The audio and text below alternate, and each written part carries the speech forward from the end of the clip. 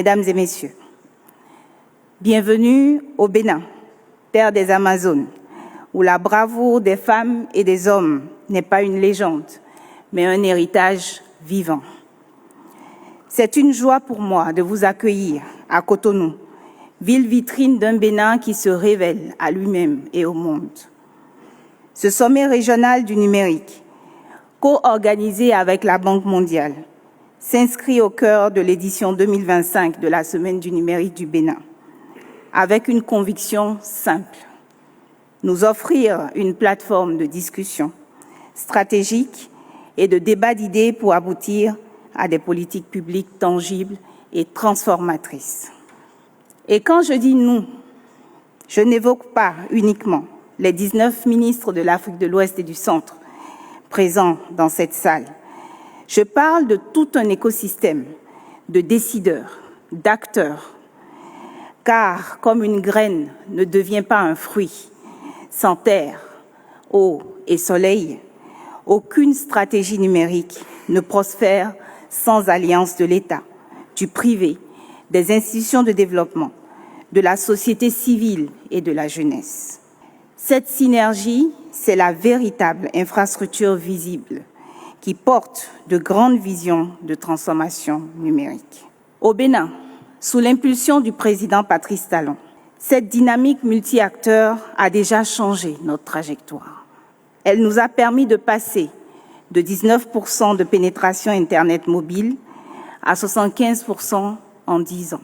Nous avons formé des centaines de milliers de Béninois aux compétences numériques et nous avons transformé l'inexistence de services publics en ligne en plus de 250 démarches dématérialisées et accessibles à tous sans déplacement. En une décennie, nous sommes passés d'un pays à la traîne en matière de numérique à celui d'un pays qui trace sa route.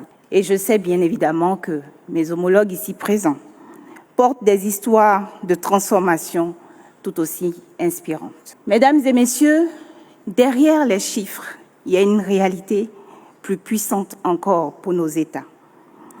Le numérique est aujourd'hui l'un des rares secteurs capables d'absorber l'audace et l'inventivité de notre jeunesse.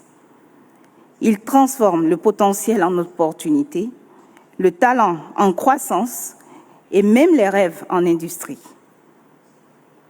Mesdames et messieurs, permettez-moi de partager avec vous une histoire qui illustre la promesse du numérique pour notre jeunesse. Je voudrais vous présenter Merveille. Merveille, c'est une jeune béninoise. En août dernier, en Chine, le Bénin a participé pour la première fois aux Olympiades internationales d'intelligence artificielle. Lors de cette compétition mondiale prestigieuse et exigeante, cette jeune béninoise, Merveille, a honoré notre pays en remportant une distinction majeure. Et l'équipe du Bénin y a surpassé des nations technologiquement avancées telles que la Corée du Sud, le Japon, le Canada et l'Inde.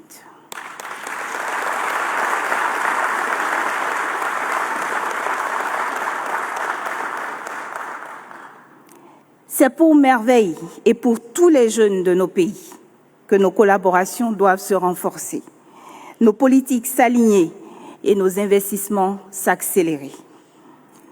Selon la Banque mondiale, plus de 230 millions d'emplois en Afrique nécessiteront des compétences numériques et en intelligence artificielle d'ici 2030.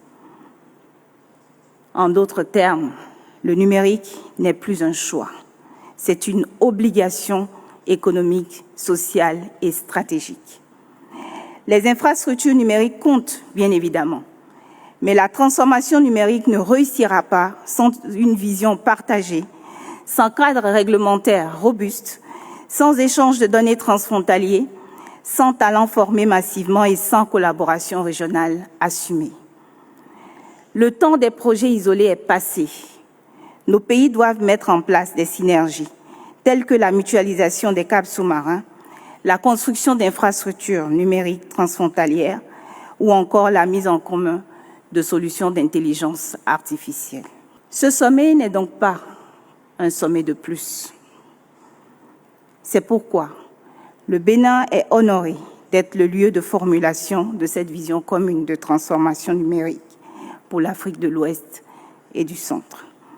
Bienvenue à Cotonou, bienvenue au Bénin, terre des Amazones. Je vous remercie.